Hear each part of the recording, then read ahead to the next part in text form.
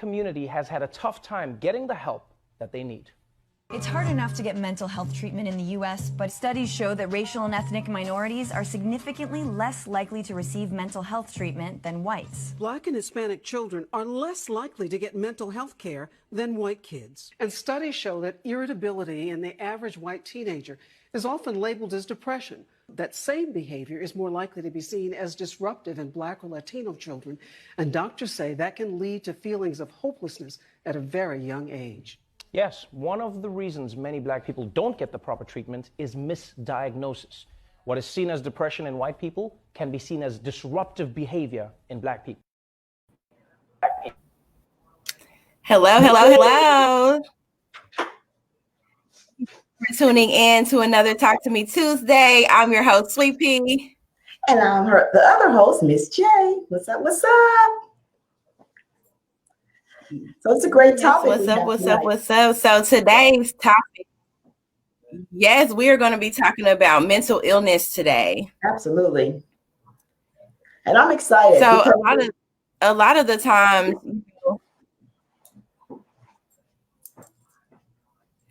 I'm sorry, go ahead. There was like a little delay. So go ahead. I'm sorry. No, you first. Because I want to hear what you got to say. It froze on me, so I didn't know where you were going. So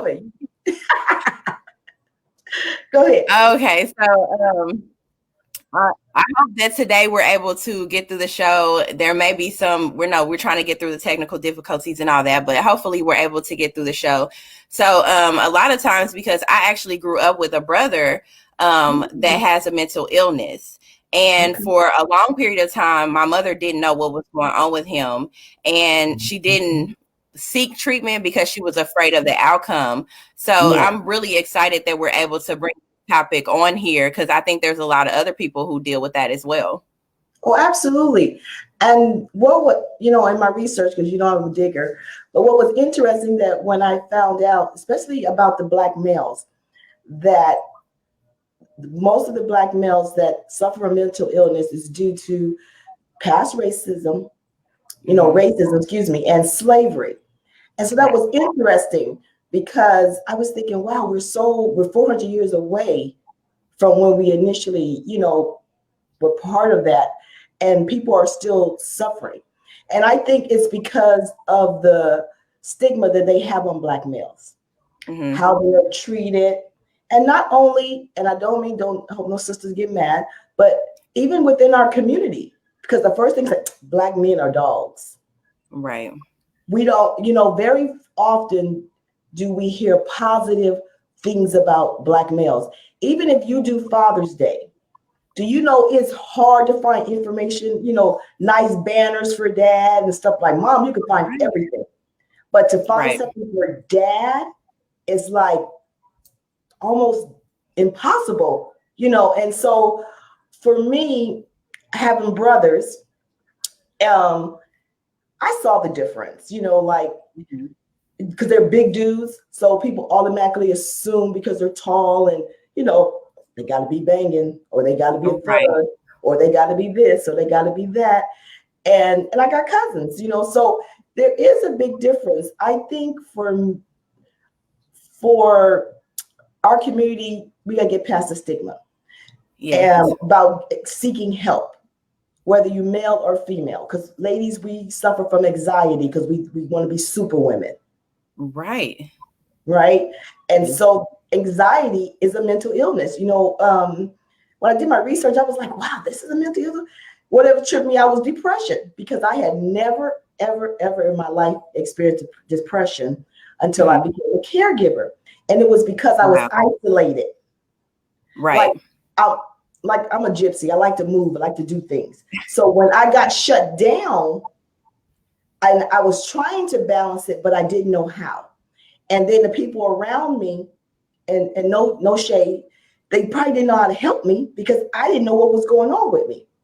So I got because I was telling the lady, I said, look, I even told my sister, my niece, this is how bad it got for me. I actually stood in the front yard with my niece and I was crying. I said, please don't let me die here alone. She said, Auntie, what you talking about? Like, she started crying because it freaked her out. And I said, I don't know. I just feel like I'm dying. Something's wrong with me. And so one of my friends is a life coach, and I said, look, you got to take me on. So she took me on. It was really funny. The first 2 sessions, I just cried, no words. Every time she said what's wrong, I went, I just kept crying. So she allowed me to cry. But once I got finished crying, I could think. Right. So you got to get it out. Yes, it was the acknowledgement that she saw me. I wasn't invisible. And that whatever I was experiencing, whether I understood it or not, she was going to be here so we can work it out. And I think a lot of times people don't want to tell people because it's a shame with it. Yeah, exactly. It's a big shame, you know, and that's why I love P. Diddy, because when he did that video on depression, I was like, yes, because you don't think about like, you know, I know sure he can go to counseling. He's rich. He can take a vacation and get a massage or whatever he needs to do to feel better. Right. But the whole point was that he was willing to put that out there, to be that vulnerable, right? To let people know it don't matter how much money you got, how famous you are. If depression wants to come in, depression's coming in. Yeah, absolutely. I dealt with that when I got pregnant. So my mom, she has she's dealt with depression as well, but I didn't know what that was. I just thought she was sad. You know, I'm like, okay, she's just a sad person. Yeah, she just knew it like affected me as well, to where I saw her having the different, you know, being sad and down and not really want to do anything. And then when I got pregnant, I had the postpartum with my first child. I did not know what was going on, and I didn't get any help. Like nobody told me, hey, this is what's going on. This is why you are feeling distant. This is why you feel crazy. Yes. Feel like, you know, it's a weird feeling. It is. It's all of a sudden you're happy and you're on top of the world, and then all of a sudden it like goes away. So 5 minutes later, you hate everybody. Yeah. Yeah, absolutely. Like I remember, like people would come over and they hadn't, you know, say they haven't visited me in weeks, and then they would show up and they want me to be happy, and I'm like, what? You know, it's a bad day for happiness. But what I don't like about it is that instead of people trying to understand it, they try to put their label on you. Like, oh, you're mean. Oh, you're moody. Oh, I don't feel comfortable around you. Yeah. Right? Instead of trying to say, okay, something's wrong with her. This is not her norm. What can I do? Or this is not his norm. What can I do? You know what I mean? Instead of just distancing themselves away or judging or having opinions or talking amongst themselves, sit down with the person that's having that experience and go, look, I can tell something going on. I may not be a doctor, but what can I do to help? Right? Yeah, that's a big thing. If you notice that somebody in your circle and they're off and they're not, you know, dealing with things the same way, or maybe if they're always the life of the party and then all of a sudden they're distant, you know, that's it's like question. Let's start asking some questions, because that's one thing that we don't do. If it's that person's business, we like leave it to that person, like, oh, that's their business. Yeah. But sometimes you need help. You do. And I think too, sometimes that people get caught up in judgment, because, you know, especially in our community, if something wrong with you, we don't do, one of the biggest things we say, we don't do counseling. Right. Just go talk to the preacher. Right. Right. Or go to the barbershop and hang out with the boys. Y'all can chop it up with the boys. Right. But there's times where you need professional help. I think another big problem with our community is that we can't find help look like us. Yeah. And because I researched, I was digging, looking for Black therapists. I was looking. It was almost impossible. And then the ones you find, and I tested a few because I'm crazy like that. I wanted to know what they was about. And it was as if some of them, they got their degrees and got disconnected with Blackness. Mm-hmm. Another thing is, you know, I was looking on, I think it's Psychology Today is the website, and you type in African American therapists, and there were therapists that were coming up labeled as African American, and they weren't. they were clearly, their picture was of a white person and it said African American. So it's like, you know, if I'm really looking for help, how am I going to find it when this is misleading? You did like me. I was all being bad this week. Yeah, right. But when you think about it, Joe, you need someone that can relate. And even though, and this is no shade on white therapists, and I'm not saying you can't go to one, but if we're going to be honest, there's some details about our life they can't understand. Exactly. Textbook don't teach it. Right. You understand what I'm saying? And so I think about when we want that help and we're seeking it and we're like, okay, I know something wrong with me. I was fortunate. My life coach was Black. I actually had her on Uplifted Community. She was a friend. I was like, oh, hey, girl. So I was lucky. But she's a life coach. So fortunate for me, that worked. But people that have more, deeper problems, a life coach may not be enough. Exactly. So, yeah. You know what I mean? So I feel bad about that. And they said like 20% of the Black community suffer from mental illness. That was in research. Right. We only make 13% of the country. What was that video? The video said 1 in 5 kids can be affected by it. 1 in 5 of our kids. Okay, let me be clear. Of Black our kids. Latino kids. Yes. Okay. So that number right there is staggering. And then with the climate we're in, with them seeing George Floyd being killed on camera and all this animosity against if people like us or not, that causes for mental illness as well. That causes anxiety. What we just found out, anxiety is a mental illness. It's something that can affect your mental ability. Yes, because when you think about mental, everybody think about being bipolar, schizophrenia. Right, schizophrenia, right. But it's a long list, and I listed in the post. I'm not going to admit all of them, but it's a lot of anxiety, depression, isolation. There's like that, so many, and they're saying like a lot of Black people suffer from PTSD that live in poor communities. Right? Or poor communities, or less fortunate, I shouldn't say poor, but less fortunate communities, a lot of them are suffering from PTSD. So you think, I'm already suffering from PTSD. Say I get busted, I go to jail. That's some more PTSD. I come out, I got all these things I have to do, but there's no tools to help me get past what I've just experienced, right? What I've experienced before I got in there. And just labels. It's like it's so easy to label people than it is to help people. And I know that, when I think about it, and this is no disrespect to churches, but you got a church, in most Black neighborhoods, you got a Black church in every corner. Just about. Right. So my perspective is, instead of, they always saying they got a building fund. And no disrespect. It's always a building fund. So I'm thinking, you got all these people in the community that live in that community contributing to your church. Why not you can have it in the main area when it is no church, right? Have something discussing mental illness. Have something where you're giving back to the community because you're taking. People will tithe before they pay a bill. Exactly. Well, you're taught, that's how we're taught. We're taught to trust God with our money. So you don't, that's what you do. You tithe. And then you trust that God is going to take care of the other things.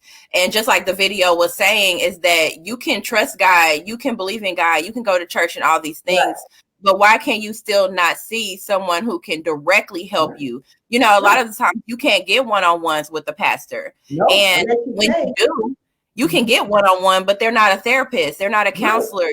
They're not trained in these things. So if you're dealing with, schizophrenia or personality disorder, they can pray for you, but they have not been trained on how to guide you and help you to go through normal life, go through your day-to-day life. Yeah, absolutely. And again, like you said, you can have God. There's nothing wrong with you every once in a while going to your preacher if you have marital issues. Yeah. If you're having, job issues, you want somebody to pray for you, whatever you're doing. Those things where you're worrying, things like that. When you're talking about a mental illness that requires medication, right? They can't help you, or teaching you how to balance life and that illness. They can't do that. Right. So in all fairness, we have to take the pressure off of ourselves to open our minds to go beyond, right? Mm-hmm. We have to trust that, yes, we need help, and yes, it's hard to find it. It's not absolutely impossible. It's just a challenge. Exactly. And we have to be diligent in looking for that. We need it. If you need it, you need it. Exactly. Right? And there's no shame in it. And we got to take the shame out of it, even if they are bipolar or schizophrenic or whatever they are. But we got to still take that, oh, you crazy, you just crazy. Yeah, putting a label on it, and that's what it is you don't want to be labeled as crazy. You don't want to be labeled as, oh, it's something, he's something off, it's something wrong with them or whatever. So then a lot of the times we hide it. Or if we see those different things in our kids, like with my situation, you don't want to bring it up because you don't want your child to be treated differently. Absolutely. But then they're suffering. What's the one guy that got arrested because he had a mental illness? He couldn't even speak properly, and they arrested him. Why? It's like that family never checked him out. They never found out resources for him. So he's just going along life as if he's regular when he had an issue. There was something going on that needed to be handled and needed to be discussed. Yeah. Yeah. I remember it was a big killing in LA many years ago, and the guy had mental illness. Mm-hmm. And the mother kept saying he's not, well, she just said he wasn't normal. She said he's not normal. He's got problems. Mm-hmm. And the officers just ignored it. And, they got into a little scuffle, and they wind up killing him. Yeah. But that comes to them understanding I know it's not their job, but unfortunately there's people on the streets with mental illness, right? Exactly. Yeah. So either we figure out a way that if they're in that situation and get somebody to help them with an individual with mental illness, or they need to be taught. Okay. Yes, there needs to be more training. We need to know what the difference is, because everybody that may act a certain way doesn't mean they're crazy or they're trying to be bad. Some people are being bad because of their ailment, right? Exactly, and they haven't been able to get any kind of treatment for it, so that's how they deal with it. It was saying that 40% of African Americans are homeless, and a lot of that percentage of the people that are homeless have mental illness, and it was never dealt with and never handled. So now we have our family members homeless on the streets. Instead of finding out what's going on with them, their illness has caused them to not be able to get a job or not be able to function in normal society. So now we have a mental illness homeless person. So on top of having mental illness, now you're homeless. Yeah. So who are they dealing with? Veterans. Same with the veterans. Yeah. They come home, they got PTSD and exactly all these different things going on that happened to them in war. And they come home, and in my opinion, and this is my opinion, I think that anybody that fights for this country should never have to worry about food, housing, and employment, even if it's a bum job. You know what I mean? Exactly. Give them something, because they have made a sacrifice. So for me, that's very disturbing when they sacrifice their life, because basically that's what they're doing. Mm-hmm. And they come home and we act like we can't help them, or this government acts like they can't help them. They got to start organizations to raise money. But when they're on that battlefield, everybody, they were loving them. They come home and they're broken from that battlefield, and there's nobody there for them. That bothers me a lot, especially veterans, because they made a choice, and then it's like they made a choice and we turn our back on them as soon as they come back home. And exactly. A lot of them have mental illness as well. One of my friends was talking about his post-traumatic stress disorder, and he kind of just got thrown back into the world. Now figure this out, figure out how to be a father, figure out how to provide for your family. Right. And you're also still dealing with the remembrance of the gunfire and the bombings and like that. And you have to fight through these things on your own. There's no kind of help to you, and you don't want to speak up because you're supposed to be strong. And you were able to fight a war. You're strong. There should be nothing wrong with you. You were able to go to war. You're fine. And that's the same thing with when you were speaking on our Black men. We have our men going out into a war. They're trying to provide for our families. They're trying to take the weight off of their shoulders of just being a Black man. That is post-traumatic stress as well. And then you want to bring them home. They got to come home and you're attacking them and stuff. Like, some of these men are going through post-traumatic stress. And on top of that, we are giving them anxiety and everything else by attacking them and not being supportive or laughing when they actually have real issues. Men can be depressed too. That's not a woman issue. You know, men can also suffer from depression. Absolutely. And I think because men are taught, you got to be strong, you got to be tough, you better not cry, you better man up. Right. They even start with that drama. And I had to stop that with my son. I said, boys don't cry. I said, fool, yes, they do. Shut up. Yeah. Because I was starting that with my son. I said, that ain't cool. You know, because once he becomes a man and he needs a woman and he has a wife or whatever, girlfriend or whatever, he won't even know how to be emotional with her because you're teaching him that emotions are wrong. Exactly. Right? So you think about all these brothers that go out for these different jobs, right? They may be qualified, but all they see, employers see, is the black face, right? Right. And all the stereotypes that come with being a black man. They lazy, they don't want to do nothing, they want it easy. These are real stereotypes. Right. And I want to say, and not putting us down as a community, but sometimes I hear chicks say it. Yeah. I remember I used to have a friend used to say, all black men are dogs. I said, well, my brother's not a dog. My daddy not a dog. My cousin's not dogs. And I got tired of hearing that. There are men who have bad conduct in all races. Yeah, exactly. Not just ours. Right. And I always say that as a black woman, if we can't have empathy and if we don't have understanding and patience, and I'm not saying you got to put it with somebody who just don't want to do nothing. So don't get me wrong. But when someone is trying and you're still not showing any empathy, no understanding, he got pressure outside, he got pressure inside, something is going to give. Exactly. Right? Yes. Right. You know, exactly. So we got to be more, I think as sisters, sometimes we got to be a little more humble. I always think about Angie Scott, My Brother. I love that song. Oh, yes. Right. And she makes some points, you know, because we as women sometimes, because we have been made to be the strong one. Even since slavery, women held it down, right? Let's just be honest. We made a lot of sacrifices. We kind of carried a lot. And I think during slavery, men were stripped of their manhood. Right. In front of us, you know, in front of their woman, in front of their kids on purpose. Exactly. So you think if you go through, if your daddy was stripped, he can't teach you nothing. Then you can't teach your kid nothing. Right. So it just keeps going and going and going and going. Exactly. Like almost, you know. And so I think that as a community, we got to do better.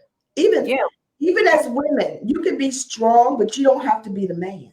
Yes, right. I mean, they were created to be the man for a reason. It doesn't mean that you have to be weak, but to let him be strong. You know, you can't emasculate him and then think that he's going to be able to function.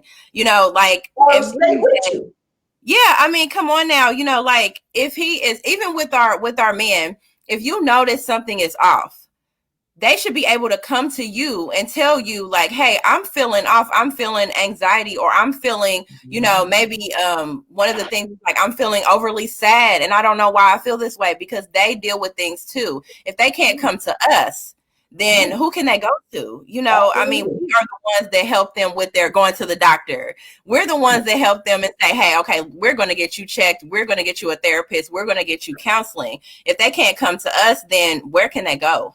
Right. Where can they deal with? Because everybody's not married, right? So your son should be able to come to you and say, look, Mom, I'm having a hard time. Right. Before having raised you, get on out there and handle your business and be a man. But he is being a man because he's acknowledging that he has a problem. Right. Right. Exactly. And so I think that we can do better. And then even women, if we would not try to be super women all the time, Mm-hmm. Was my problem. I think I'm a superwoman. I want to fix everybody, help everybody, love everybody, Right. right. And then I'm depleted.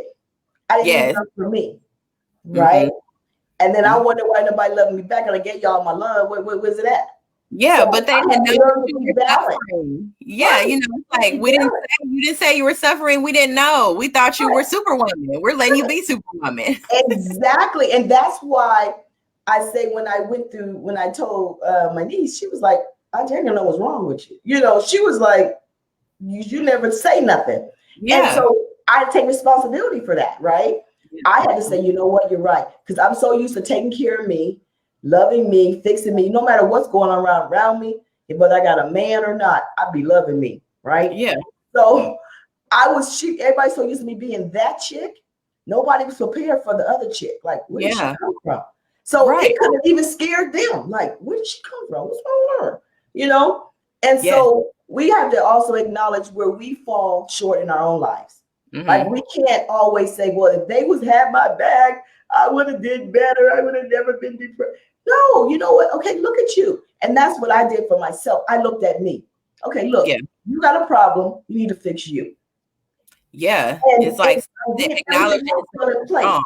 Yes. Yeah. And I didn't care what you thought. I really didn't, because it wasn't your problem. It was my problem. And I didn't like how I felt. Right. Absolutely. I agree. That's the same way I was. I was like, something is not right. And it took me breaking down, you know, like, I think my mom was just trying to talk to me about something regular. And I'm like, I can't do this anymore. I don't know what's going on. I can't do this anymore. Right. And just saying, you know, something is wrong and I can't figure it out for myself.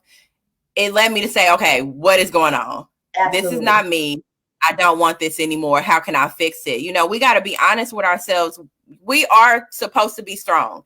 We are looked at as the strong because we've been through so much. We have slavery. We have police brutality. We have been jumping over hurdles to get jobs. So we're looked at as very strong. Right. And you feel you have to be strong and that you can't say something's wrong and that you can't say like, hey, something's off. But we got to start acknowledging that we are human. And mental illness does not discriminate. It doesn't care if you're black, white, Mexican, orange, purple, blue, whatever. It can affect you as well.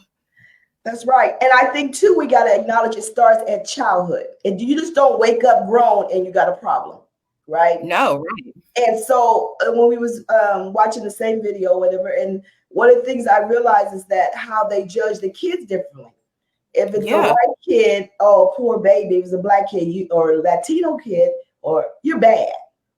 Yeah, right. You're bad. Yes, it's a behavior issue. Yeah. So, you know, we got to catch it young. And like, as parents, we got to be honest with ourselves, too. Because a lot of times you don't want to say something wrong with your kid, right? Exactly. Right. That's the pride thing. Like, my son is cool. Ain't nothing wrong. My son, you crazy. My son, knowing something is off, but you just don't want to say yeah. He just bad because he's 5. Okay. Right. 17 and your son's still bad, boo. Right? What's going on now? Yeah.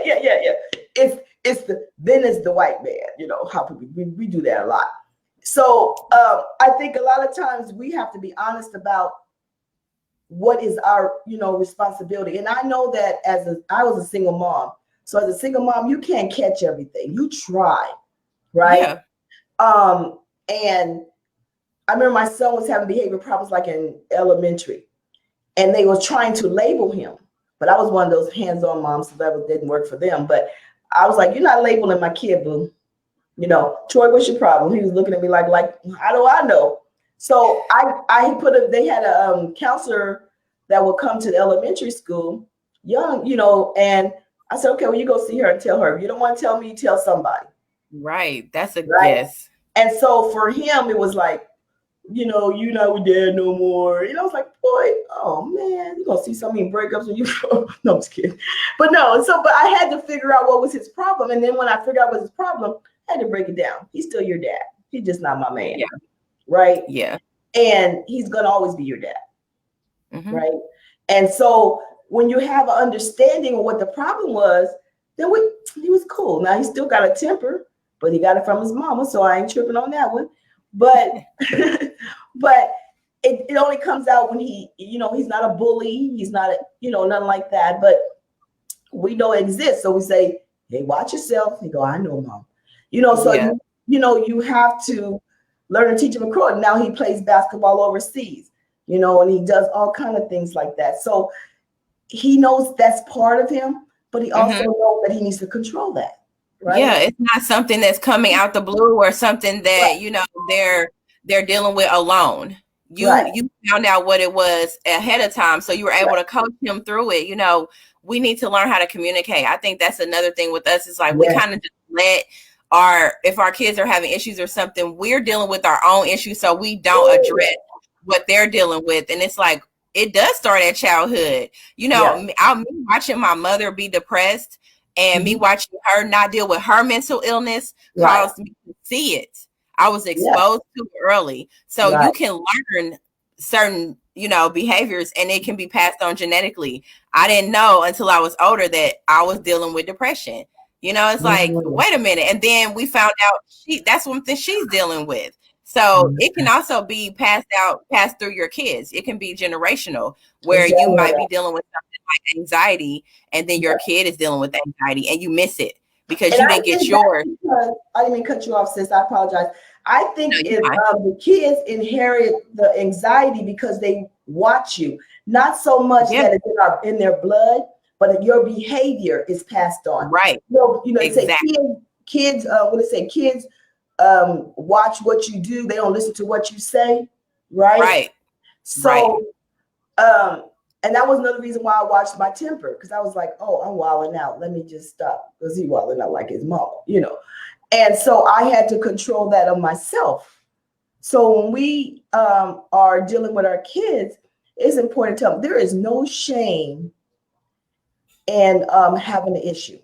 We got, especially our boys, we got to teach our boys early, because it does matter what kind of man they turn into. Because in my opinion, I always look at Black men as the protector, right? As not necessarily the provider, because I've always been able to provide for myself. But working as a team, if you're a couple, right? Yeah. And then we always look at our men as the protector. Like, man, I'm gonna start a fight, see if my boo can fight. You know, crazy. You know, I'm in LA. So, you know, we do certain things, right? So when we look at how we live, it does affect our kids. Everything we do. And you know, everything. And we may think it's not a big deal, but our kids remember. Like, they'll check. I remember when you did so and so, Mom. Right, I do that to my mom now. Yeah. And I'm 33, and I'm like, you remember when you did that? You know, like when she had she would get all mad and stuff like that. I'm like, we always remember like the bad stuff, you know, and then we want to bring it up. Like, do you remember when you were acting crazy? You know, so yeah, they're watching and all of that. We have a question on here from Miss Evelyn. It says, if mental illness includes addictive behaviors, is smoking and drinking alcohol a mental illness? I think that it depends on, you know, they say that drinking can be attributed to a mental illness because it's addictive behavior. It's something you can't control. But I don't know if the drinking alcohol is a mental illness. I guess if you're addicted. It's not listed as a mental illness, but I do think it's a contributing factor. And I think it's a way of medicating. It's a way of medicating. When you're getting high, yes, when you're getting high and you acting crazy, you know, you smoke a good blunt, you're going to come on down, right? If you have a good drink, just keep it 100. I was trying to keep my face so straight when you said that. I don't know what I'm talking about. Anyway, or if you have a good drink and you're not, you know, it makes you calm down, unless you get drunk. And then sometimes I think when you have because I knew a guy who had a mental illness, and every time he got drunk, he would just wild out. But if he had a drink, he was nice. If he had too many drinks, he just went way left field. So it's not, in the research that I done, and I'm sure the research you done, it does not consider that a mental illness, but I think it does. It is a contributing factor. And if you overdo it, it does not help the situation.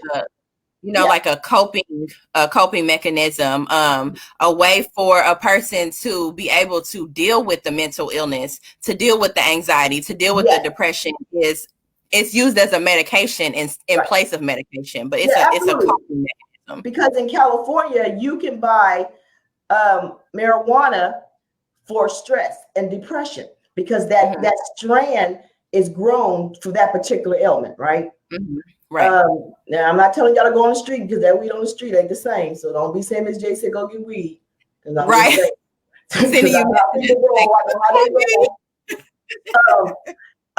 However, they're using marijuana for stuff like that, like for depression and stress. And you know, so you know, you can go to a store and say, look, I need something to lift me up. And you can buy, you know, whatever type of brand of marijuana they're selling there. So they are using it for treatment, but they're not. I don't think it's when all the research I did, it is not considered a mental illness. It isn't if you're an alcoholic, then that's an illness. But but a lot of that's triggered too from from depression, anxiety. All those things cause you to use that, but not necessarily. It's not necessarily a mental illness itself. Right. She says mental illness curable. Now, from what I've seen, it's not curable. You can take medication to help balance you out. Right. I do a lot of research as well and try to figure out my depression and how to deal with it because I did not want to take medication for it. I didn't want to be on something that stabilizes my mood. I wanted to deal with it myself. Right. It's something I'm going to always deal with. It's something I'm going to always have to battle and fight with. It's not curable. It's not something that you can that will go away, but there are ways to manage it. And there are ways to make sure that you stay stable. Also, I think when you're talking about depression too, you got to know what's your trigger. Exactly. You know where I'm coming from? Like bipolar and schizophrenic, everything's a trigger, okay? Pretty much. But when depression, you got to learn your trigger. I learned my trigger. So once I learned my trigger, then I also learned to treat me. So when I got stressed or overwhelmed, putting too much on myself, thinking I have to do certain things a certain way. So when I realized that's one of my triggers, I don't do that no more. When I took expectations off of other people, because I expected people to be more helpful or do more with me, come see me more. When I took expectations off of someone else being my, bringing my happiness in as a caregiver, when I took that expectation, that helped. That was my trigger. Also, there's like B12, and I want to say this because I really believe, because it really helped me. B12 is a distressor. It takes away anxiety. You can buy CBD drops, gummy bears.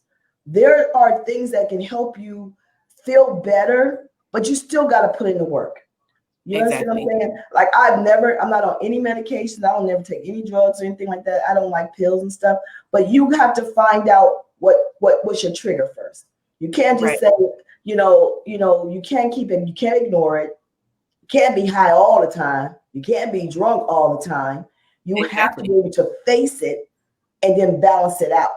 You know what I mean? You have to find, and I think the biggest thing, especially with depression, you must learn your trigger. When you learn your trigger, what causes it?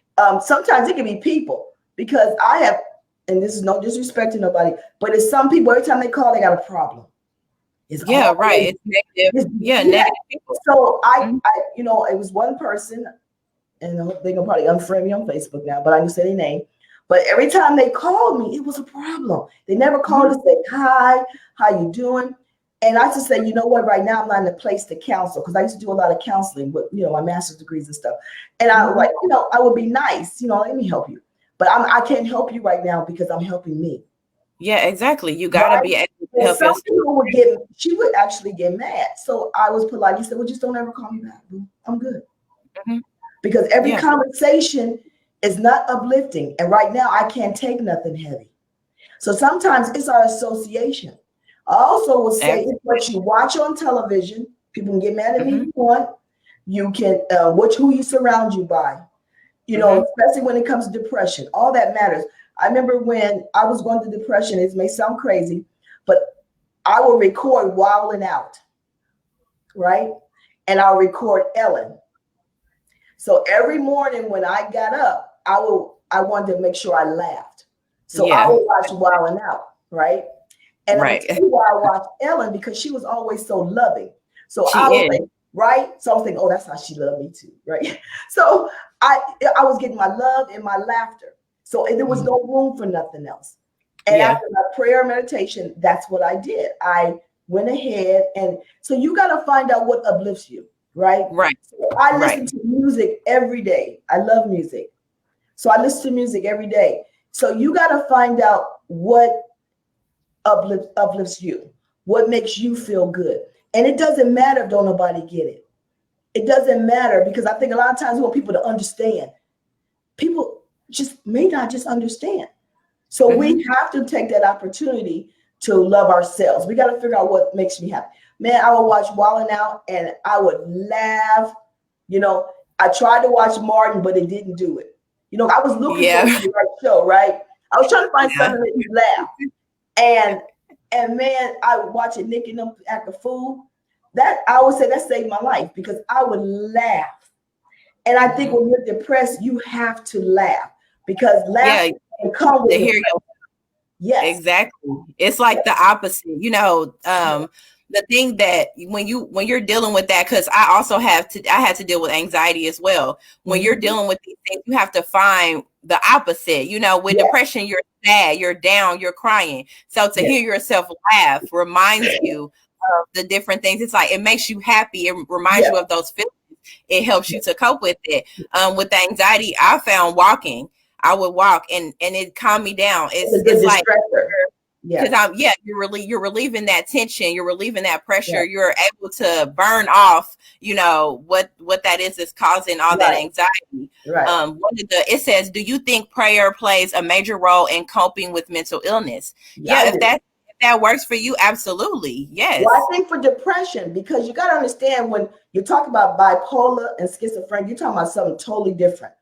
But when you're talking about anxiety, and then you got to be careful, because there's depression is a bipolar depression out there as well. Yeah, right. So it's not just regular depression. Right. So I would say, well, I'm a big prayer. I pray and meditate every morning. That's just my thing. Because I have to be, that was one of the things that I taught myself too. I got an app called Gratitude. And every day I would have to get up and say what I'm grateful for.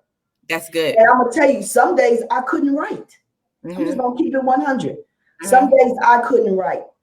But then when I was able to, now I'm able to write every day. Oh, boom, boom, boom, boom. Right. Even if it's small. Yes.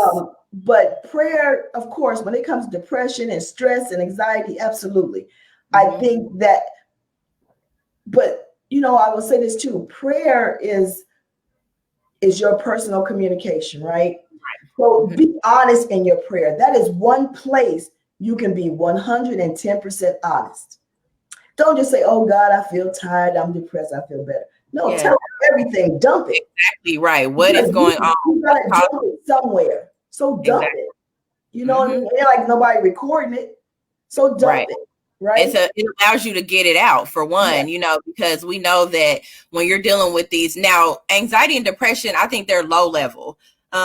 These are things that you can deal with without medication. But when you're going into like schizophrenia and personality disorder and these higher level of mental illness, you can pray, but I think you also need to seek treatment, you know, because not only that, you're not in the right frame of mind though. To your right mind, exactly. You know, it's going to be hard to pray if you're schizophrenic, because that's when you're dealing with different disorders, different personalities. So it will be hard to pray when you're schizophrenic. So I feel like, you know, with the prayer, yes, it plays a major role if you are with the low level mental illness. If you're dealing with the higher level, medication and seeking therapy and a counselor, and then once you're balanced, bringing that to there, you know. Absolutely. And then also journal. You can laugh, you write it out. If you don't want to tell nobody, you don't want to discuss it, get you a journal. Yes. Because when I was doing my life coach, she bought me a journal. I said, girl, I'm not writing nothing down in here. She said, well, if you can't talk to me and I'm not available and you done did all that praying, you better, this is another way to get it out. She said, you can write it out and burn it. I don't care what you do, but you write it. And I remember when I was younger, a doctor used to always say, because I didn't like to talk to people, I look at them like they're crazy all the time. And he said, she need to talk more. I said, I ain't got nothing to say. You know, I'm a bad kid. I ain't gonna lie. I ain't gonna front. I ain't got nothing to say. He said, well, evidently you do because you got an attitude. Right. You said you just put it on your head. I was like, ooh. I told mother, I don't want to go back to him because he got a problem. I said, no, you got a problem. So my mother went and bought me a journal, and I just started writing out poems and just started writing. That really helped. And I was like, when I got older, I saw him. I was like, okay, you was right, dude. He said, I knew you was. You know, he said, you had a lot to say. You just didn't know how to say it. And sometimes when we're depressed and we have anxiety, we have things to say. It's a buildup, right? Right. Yes. And if we don't get that out, it's going to come out negative. It's going to come out a whole bunch of different ways, right? Absolutely. It's going to come out being a drunk. It's going to come out, you know, maybe being violent. It's going to come out, you know, any negative way that we can get it out. And sometimes it's attitude. We don't even mean to be having no attitude, but we have attitudes because we don't feel good. Right. Right. Right. Yes. And so we have to get it out. And I say journaling is really another good way to do it too. I always say prayer works for a lot of things for me. I'm big on that. Another thing I did too when I was depressed, I started my garden. That's good. And when you start, when you see things grow, even I don't think everything I planted grow. You know, some stuff died, y'all. I'm gonna keep it 100. But most of my garden was so pretty. I posted on Facebook. But anyway, but a lot of my stuff grew, right? And that was a therapy for me, getting into that dirt. And people was like, what are you doing? Girl, I eat half of that stuff I grew. I was just growing stuff and it was going bad because I couldn't eat it. But just being out there and doing all that, I always say that was my therapy. That was a major pair of therapy for me, is having a garden. And I know everybody can't do that, but find something that make you feel good. Exactly. You know, whatever it is, if you like karaoke, go karaoke somewhere. Right. I mean, painting. Yes. You know, there's all sorts of things. Yeah. Like, you know, find your theme. Yeah. Yes. Arts and crafts. Yes. Those are things that it may sound silly to, you know, to a certain person to bring it up or whatever, but these are things that actually have been proven that they work and that they can help you to cope with these things, because life is not easy. You know, let's be honest. Life is not easy. Music. Yes. Music is number one. Yes. I didn't watch no TV. I was jam music. After I did my Ellen and them, I would put on BET Soul because they play like old school, y'all. Yes. And I'll be up there dancing with Babyface and everything. Hey, you know, because music make you feel good. It wasn't nobody here. I was dancing by myself. You know, they played the old Jay-Z or whatever when he was Jigga, you know, and whatever, you know, and I'll be, you know, doing my thing. And sometimes you just got to learn what works for you. And it's what works for me and what, you know, it worked for Sweet Pea. It may be something totally different from you. You might need something else. You might need, you know, to, I don't know, do whatever, you know, get a potted plant and see if you can make it grow without dying. Right. Yeah. You know, whatever it is for you. And I think when you think that, I just think that we got to stop figuring that we got to be like everybody else. Just because you got a remedy that worked for you, it's supposed to work for me too. That's impossible because we're two different individuals. Right. We're different. Exactly. We're none of us are the same. You may have similar characteristics, but we're not the same. Right. So you have to find out what works for you. And you have to, you know, the number one thing that I think that we got from this whole conversation is that you have to be honest that something is not right. Something is not, something is off. Something's not right. You're not functioning the way that you should be. It's time to do something about it. Yes. And then take the steps. You know, even if the website doesn't give you absolutely African-American therapists, there are some that are on there. Absolutely.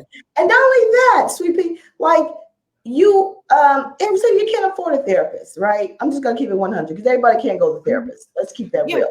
So figure out what makes you feel good. And I'm not, and I say this not to be disrespectful. If you're a female, it's not jumping into relationships, because if you're broken, you're going to be broken in that relationship. So make sure, because I know like a lot of times chicks get mad. The joke is the best way to get with another man is to get another one. That's not real. It's not No. realistic because you're taking broken and just bring it over to And somewhere you're going else. to end up hurting Yeah. yourself Yeah, even right. more. Nobody Right. can make you happy. That's another thing. No person is responsible for making you happy. It's impossible. They can't take that on. They can't do that. You have to find out what makes you happy, and you have to do it yourself. You cannot think a man, a woman, or whatever. That's putting pressure on a person, and that's going to put you deeper in the hole. You have to find out what makes you happy and how you can do that for yourself. You're absolutely right. And like you see all these celebrities talking about they have mental illness. They're filthy rich, right? You're thinking, man, if I had your money, I would have no problems. But it shows that money don't get rid of problems. Absolutely. Right? So everybody's human. And I think another big thing is having a good support team. Yes. Having a good support group around you. Like my niece, Deshaunda, she makes me laugh because if all of a sudden, like, what was it, about a month ago, she said, oh, I just figured you need a crab boil. Somebody just come over here and cook crabs in your house. And I'm like, what? But she does stuff like that. Or she'll say, I like this drink. Okay, I'm grown. And she's like, okay, I got something for you. I'm like, hi, But it's the little things that count, right? And so I think sometimes we put expectations on things, and that's anxiety too, right? Yeah. We got to learn how to just flow with life. Yes. We're so busy trying to control the flow of life that we don't know how to flow with life. Right. And that's two different things. You know what I mean? And so once we master that flow, I think we enjoy life better. And, but having that support team, having somebody that makes you feel validated or will call you out on your stuff, I think that really matters. I think about like somebody to be honest with you. When Kanye's mother was alive, and I just have to put this out there, he always had mental illness. It didn't happen when he married Kim Kardashian, so y'all need to get off of that one. He's always had the problem. But I think the difference was he had someone that could control him. Now he's in a position where no one controls him, right? And what I mean by that, like his mom will say, boy, you need to do X, Y, Z. And he'll go, yes, ma'am. Right. There's nobody there with that balance. When it's your wife, you just my wife, boo. And you stay in your lane. You know what I mean? Yeah, and she wasn't there from the beginning. So, does she really know how to handle it? You have to, you have to have people around you that want to see the good for you, not that will let you do whatever you want to do and go all crazy and do. But look, P, when you're an adult, you have a choice. See, this is different because you know what I mean? Like you can't make somebody go get counseling. You can't make somebody take their medication. You really can't. But I'm saying, like, if you have like for instance, me and you, and I knew you was on medication. I'm like, P, you take your pills, boo? Well, I don't feel like it. Well, I was kind of like, well, you need to do that because blah, blah, blah, right? Having that support system, someone reminding you that it's okay to take that pill. It doesn't make you less of a man or less of a woman because you're taking medication. Right. You understand what I'm saying? And I think a lot of times, especially for men, because they don't even like going to the doctor, right? It's challenging to get them to look. You need that pill. I don't need no pill. I'm a grown man. You know how they do. I'm a man, baby. I don't need you. But you remind them that, but we need you here. We need you functioning on all cylinders. We need you. 100%, we're 100%. Exactly. If you're broken, I'm broken. Exactly. Right? So if you love me like I love you, would you please do it because I need you? It ain't even about you. And I think the biggest thing for men is to feel needed. When someone doesn't feel needed or acknowledged or valued, it's easy to just whatever, Right. Give up. To feel like, what's the point? Exactly. Yeah. So I think also just having that support group, having somebody or bodies that will challenge you, will not just say, let you get away with it. No, dude, we're not doing that. You're going to do this. No, because exactly. Do this. And guess what? If you do this, you're going to feel way better than you think you feel. Right. And because there's a lot of medication when you talk about bipolar, but then you got to be diagnosed correctly. And that's another problem with our community. A lot of times we're not diagnosed correctly because or we're overlooked. They don't take, what you're saying as far as your symptoms, they don't take it serious. Right. So you don't get the treatment you need, or you don't get the help you need, Absolutely. We gotta be more. I think that's one of the things, we fight for different things. We fight for equal rights and we fight for these things, but we also need to fight for the fact that we're not being taken seriously, especially with medical issues. Stuff like mental illness, we get overlooked. That's something else we need to be fighting for as well, is we need to be taken serious when it comes to our health and our mental illness. And if we have concerns that are going on, we need to be taken serious in that aspect as well. Because we deal with real just right. Like the other races. Especially when we talk about I know we all mental illness, but talk about health. Do you know that Black women, we have more stillborn babies than any other race? Google it. So that means that when we go in with a problem and they say, oh, my stomach hurt, I don't feel good. So that's part of the pregnancy. Right. That's part of that's part of how you go through changes. Or right. A lot of people, when the coronavirus started, a lot of people were going in and they were saying, oh, you come back when it's real bad. Well, if it's real bad, I'm going to die. How you going to see me home? Right? And so then you got a lot of things going on with coronavirus as far as depression and anxiety and separation anxiety, people being home. So a lot of mental illnesses are being triggered now, right? Now, right? And a lot of people are developing mental depressions and stuff like that. They got a show coming on, and it's supposed to be about people habitating during coronavirus. And the fights are bananas. And people are getting divorces, they breaking up because it's no outlet. So that's why I say, especially for depression and anxiety and stress, and these are things that I know about, that you got to have an outlet. You got to create an outlet for yourself. Don't wait for somebody to tell you what you need to do to make you feel better. You figure out what you need to do to feel better. If it's prayer, pray till you can't pray no more. If it's, whatever it is, write in a journal, do whatever. If you don't want nobody to know what you wrote, write it and burn it in the frying pan. I know I'm trying to tell y'all something you probably shouldn't do, but I'm just saying, I've done that. And I'll just go outside and put it in a barbecue pit. But I had to get it out. Get it out, exactly. It's gonna kill me inside. So I had to get it out. So you got to figure out whatever works for you and just own it. Don't be ashamed of it. Own it. Because you cannot get better if you don't own it. I don't care who you are. I don't care what people say. Because let me tell you something about people. People gonna talk anyway. People, that's what they do. People talk. You can be the nicest person in the world and say, she's so fake, she's too nice. Exactly. So they're gonna find something to say. So why not take care of yourself? Yeah. Or she's so bold. She need to learn how to tone how she talk to people. She just be saying anything. Anything you do is somebody's going to have something to say about it. But if it means you saving your life and protecting the life that you want for yourself, you got to take care of you. And you shouldn't be worried about what nobody else got to say. Right. Because it's your life. And at the end of the day, you matter. So you got to take care of yourself. Forget all that other stuff. We're very proud people. I think that it's hard for us to be humble and to acknowledge that something's wrong. That's one of the things is we're very proud.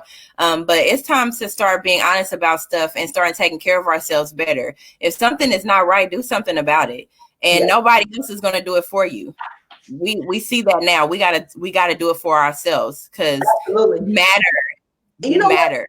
It does. We matter. Hey, Black matter. Okay, I got issues. Anyway, but also we got to understand too that our life is really our responsibility, right? And we got to choose what we want for ourselves. Sometimes you got to change your association. I'm going to say that again because a lot of people act like you can hang with negative Betsy and feel good. If Betsy is always negative, change your circle. Because whether you believe it or not, negativity is like a poison.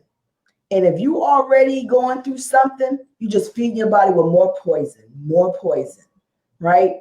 And so you cannot be afraid to take a chance with your life. You cannot be afraid to step out of your circle. I always tell people, if you're the smartest person in your circle, you need a new circle, boo. Right. It's time to venture out. Level up. People make you better. When you start moving around and start doing different things, people will make you better. You find a person that's negative, you change your circle and get around some positive people, and you will see your life changing. You will start being more positive. More things will start coming to you. You have got to be aware of where you're at, who you're dealing with, who's around you, putting stuff in your ear, all of that, in your system, all of that. You got to be mindful. You can't just be around them because you know them. And I'll say this again, because a lot of people say you think you can watch whatever you want on television, it doesn't affect you.